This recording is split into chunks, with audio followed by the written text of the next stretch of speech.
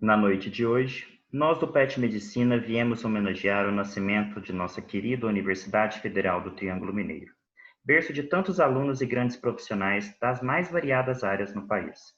Nossa apresentação é fruto de um movimento de valorização da memória histórica educativa do eixo Uberaba-Uberlândia, inspirado no livro A Criação da Faculdade de Medicina do Triângulo Mineiro, Primeiros Anos. Livro este que versa sobre os primórdios do que é hoje a nossa UFTM. Certa vez, Darcy Ribeiro disse que a crise na educação brasileira não era uma crise, e sim um projeto. Basta lançar olhos ao passado educacional de Uberaba para ver que este grande antropólogo brasileiro estava correto. Na década de 40, ante o descaso do governo com a educação pública, via-se o lamentável cenário de poucas instituições da rede básica de ensino. Das poucas instituições que remanesceram, podemos citar o Colégio Diocesano, fundado em 1902, e o Colégio Nossa Senhora das Dores, fundado em 1885, e até hoje presente no dia a dia dos estudantes universitários do centro. Ambos colégios privados, há que se frisar, eram marcados pela qualidade de ensino e marcaram a escolarização dos filhos da elite da época e o preparatório para as graduações mais concorridas. A realidade pública, porém, era outra. Escolas precárias, falta de professores, muitas vezes sem prédios próprios e funcionando em locais improvisados.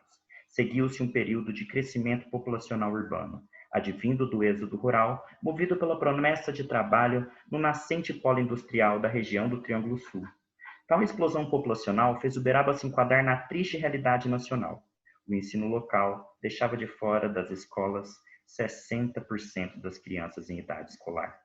Foi neste cenário caótico, então, que as autoridades se prepararam para o progresso nascente e a criação das primeiras instituições de ensino superior na cidade de Uberaba. Ainda que as principais cidades em termos de educação fossem as capitais, Uberaba era considerada polieducacional e de tratamento de saúde.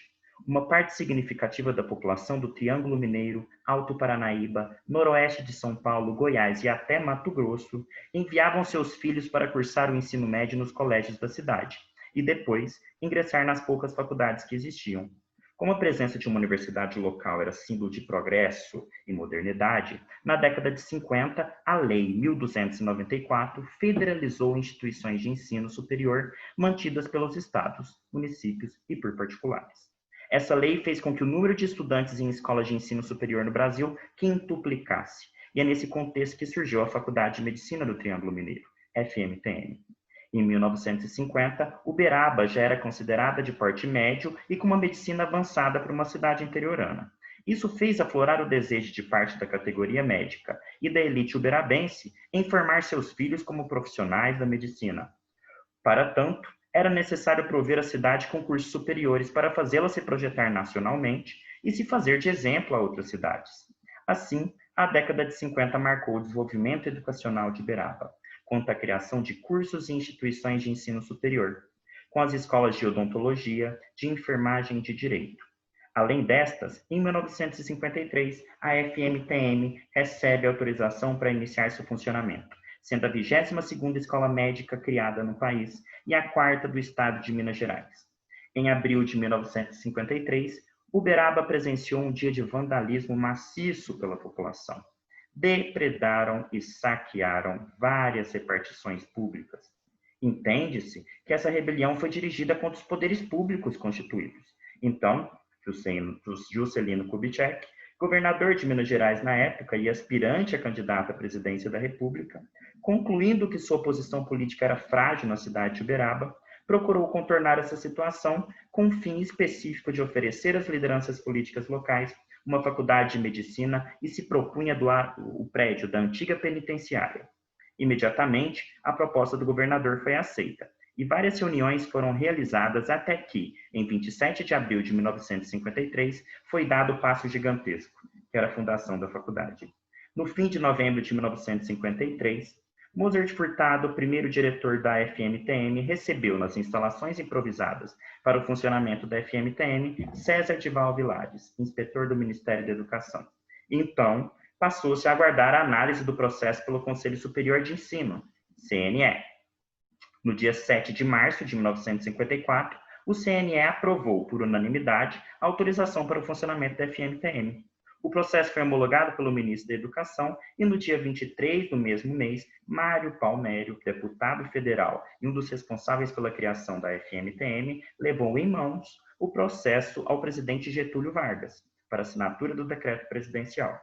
Assinado por Vargas em 24 de março de 1954, o decreto 35.249 autorizava a criação da FMTM.